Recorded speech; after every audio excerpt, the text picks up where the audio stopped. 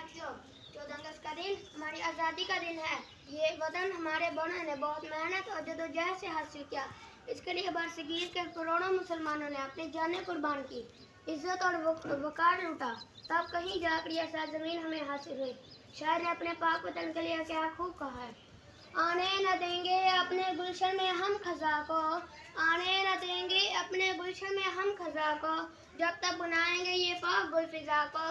रंग देंगे अपने खून के रास्ते वतन के, रंग देंगे अपने खून से रास्ते वतन के, जलवे हमारे दिल में इसकी किरण किरण के। प्यारे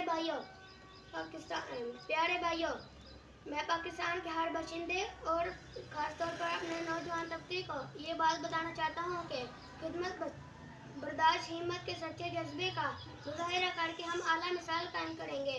पाकिस्तान कायम रहने के लिए बना और इस सरजमीन को कोई ताकत ख़त्म नहीं कर सकती। अपनी तकरीर का इख्तिताम मैं इस शेर से करता हूँ।